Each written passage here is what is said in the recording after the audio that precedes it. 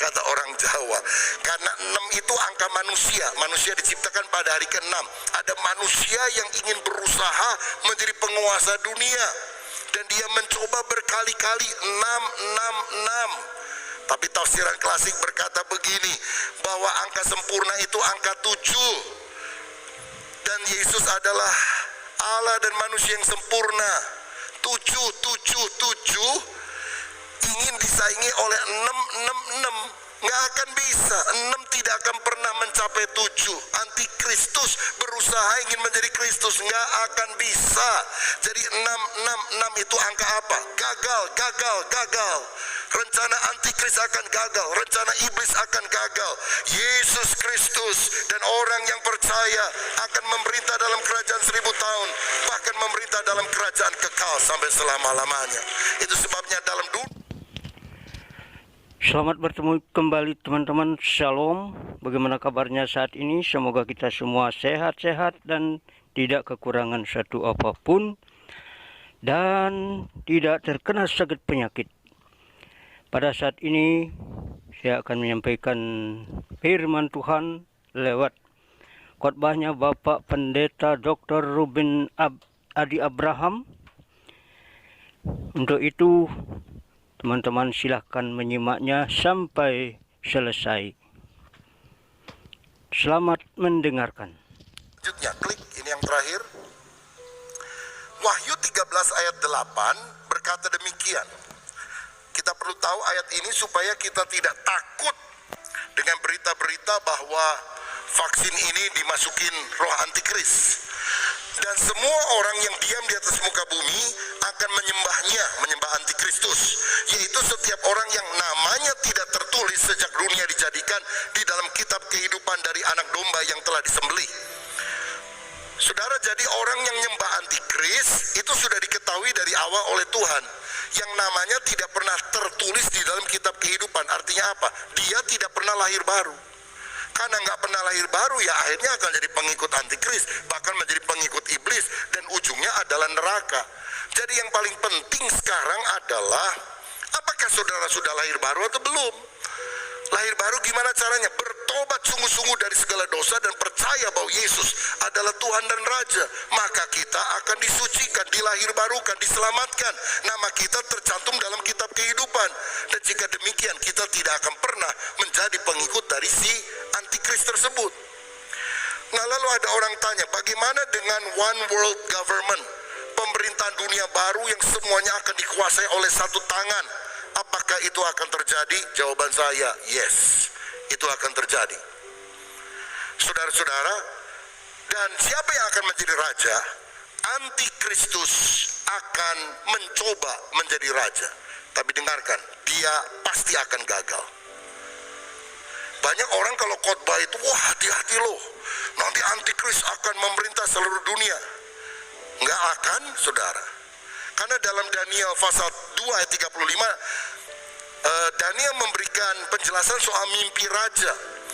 Dikatakan ada sebuah patung yang tinggi besar berbicara tentang kerajaan-kerajaan di dunia, yang kemudian menggelinding sebuah batu, bukan karena perbuatan manusia, dan menghancurkan patung itu tepat pada bagian kakinya. Dan ini melukiskan kerajaan antikris yang akan dihancurkan. Dan patung itu akan binasa, ditimpa batu yang kemudian makin lama makin besar, jadi gunung yang sangat besar yang memenuhi seluruh bumi. Bicara soal apa? Kerajaan Allah. Jadi apakah saya percaya one world government? Yes. Siapa penguasanya? Bukan antikris. Karena Alkitab saya berkata demikian. Jadi kalau ada orang yang bilang antikris nanti akan menguasai dunia selamanya dan sebagainya, ini tidak cocok dengan jawaban Alkitab. Jika demikian, siapa yang akan menguasai dunia? Baca sama-sama Zakaria 14 ayat 9. Baca sama-sama, 2, 3. Maka Tuhan akan menjadi raja atas seluruh bumi. Pada waktu itu Tuhan adalah satu-satunya dan namanya satu-satunya. Siapa yang akan menjadi raja dalam pemerintahan dunia yang baru? Tuhan Yesus Kristus. Antikris akan gagal. dia mencoba, tapi gagal maning gitu saudara, kata orang Jawa. Karena 6 itu angka manusia. Manusia diciptakan pada hari ke-6. Ada manusia yang ingin berusaha menjadi penguasa dunia, dan dia mencoba berkali-kali 6. Tapi tafsiran klasik berkata begini, bahwa angka sempurna itu angka 7. Dan Yesus adalah Allah dan manusia yang sempurna. 7 ingin disaingi oleh 6. Nggak akan bisa. 6 tidak akan pernah mencapai 7. Antikristus berusaha ingin menjadi Kristus, nggak akan bisa. Jadi 6 itu angka apa? Gagal.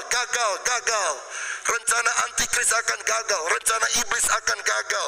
Yesus Kristus dan orang yang percaya akan memerintah dalam kerajaan 1000 tahun, bahkan memerintah dalam kerajaan kekal sampai selama-lamanya.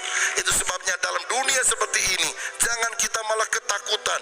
Ayo rajin ibadah, ayo rajin ke gereja, ayo rajin membaca firman, ayo rajin melayani, ayo rajin bersaksi, karena kita adalah agen daripada pemerintahan dunia baru, kerajaan Allah di atas muka bumi. Seperti yang Yesus katakan, datanglah kerajaanmu, jadilah kehendakmu di bumi seperti di sorga. Yesus jadi raja sampai selama-lamanya. Tuhan Yesus memberkati. Mari kita berdoa bersama-sama. Urapilah kami dengan minyak baru. Mari kita berdiri. Penuhilah kami dengan hadirat-Mu. Kami rindu Tuhan melihat kuasa-Mu dicurahkan di tempat ini. Urapilah kami dengan minyak baru.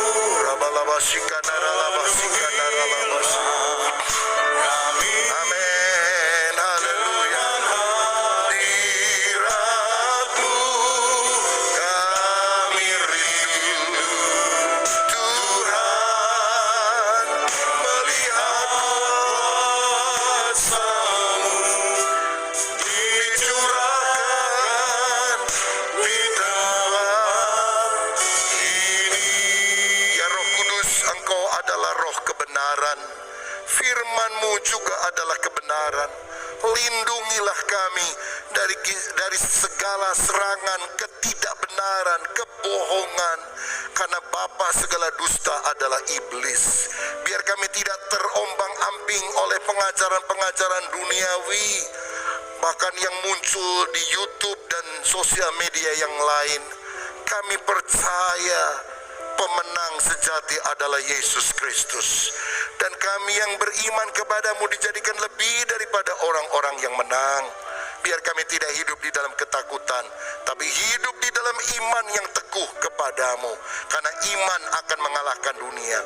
Kalau ada di antara kami yang menyaksikan ini baik secara langsung ataupun di online, kalau kami ragu apakah kami akan selamat atau tidak, biar hari ini kami bertobat, menerima Yesus sebagai Tuhan dan Juru Selamat, sehingga Yesus masuk dalam hati kami, sehingga kami akan memiliki hidup yang kekal di dalam kerajaan sorga, tidak pernah menjadi pengikut antikristus. Berkati pemerintah dengan usaha vaksinasi untuk seluruh rakyat Indonesia, supaya segala kendala, kekurangan, kelemahan bisa diatasi, dan akhirnya tercipta herd immunity di antara bangsa kami, sehingga berbagai aktivitas lainnya juga bisa berjalan dengan lebih baik di hari-hari yang akan datang. Bungkus kami dengan darah Yesus, urapi kami dengan Roh Kudus. Di dalam nama Yesus kami berdoa dan bersyukur. Semua yang percaya katakan amin. Kita berikan tepuk tangan sekali lagi untuk Tuhan Yesus. Silakan duduk, Tuhan memberkati. Terima kasih sudah mendengarkan firman Tuhan, sudah mengikuti video ini. Dan semoga firman Tuhan membuat kehidupan kita semuanya diberkati olehnya. Jangan lupa like dan subscribe dan tonton video-video saya selanjutnya di channel ini. Terima kasih. Tuhan memberkati. Shalom.